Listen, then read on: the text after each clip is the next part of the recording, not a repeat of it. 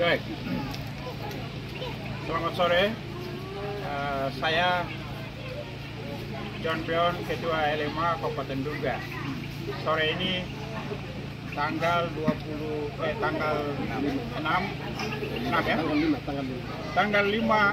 Oktober tahun 2024, saya bersama dengan Bapak Pendeta Ishak Murib, kemudian Bapak Salim mewakili Kabupaten Duga, bersama dengan jemaat GPDI PT Kosa di Tanah Papua, jemaat Jericho di Kota Kenyam.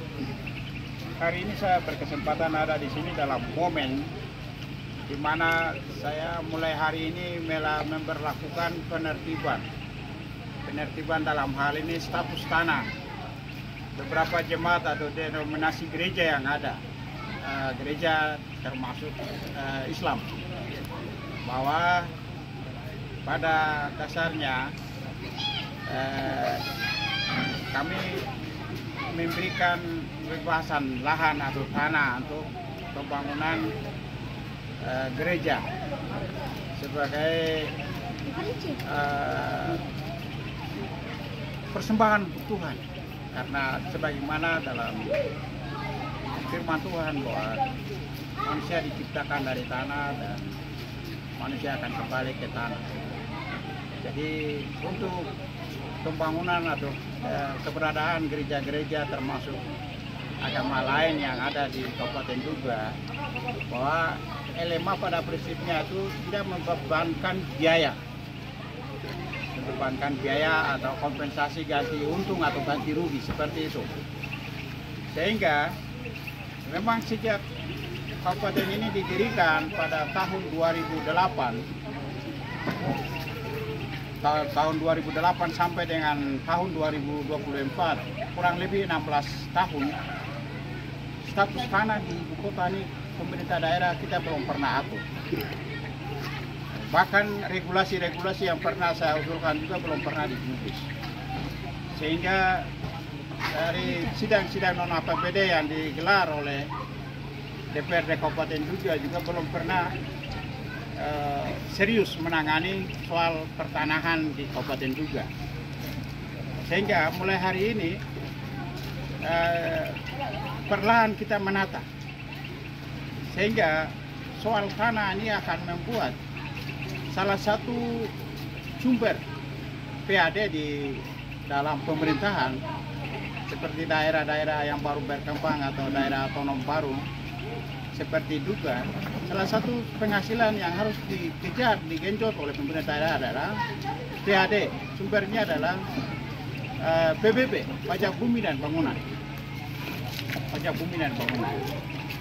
Kemudian pajak bumi dan bangunan itu pun berlaku pada saat setiap ruko, warung dan lain itu memiliki tempat yang layak untuk mereka berusaha berkembang.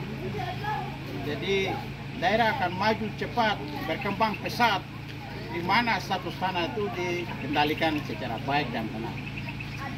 Dalam hal ini, pemerintah daerah bersama dengan instansi terkait dan kerjasama dengan LMA dan mewakili masyarakat setempat yang punya hak ulayat, kita atur tanah-tanah ini.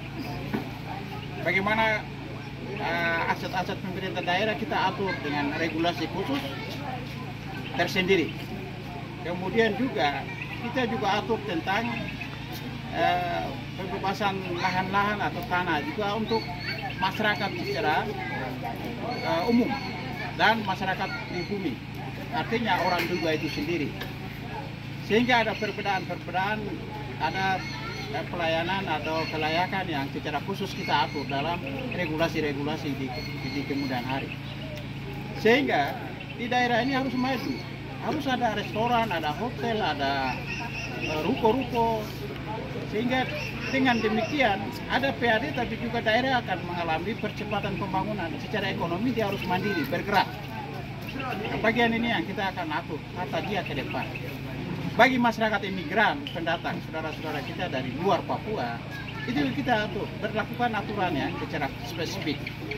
Begitu juga dengan masyarakat kita secara orang Papua atau lebih khusus orang Duga.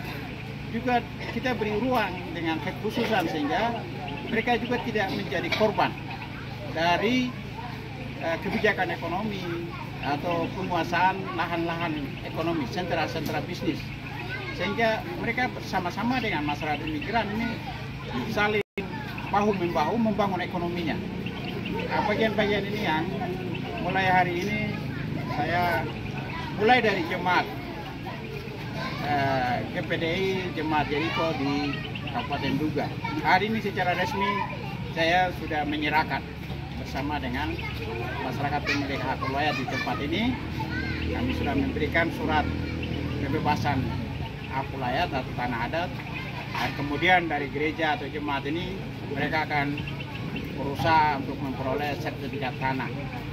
Sehingga status tanah dan jemaat ini benar-benar formal dan legal.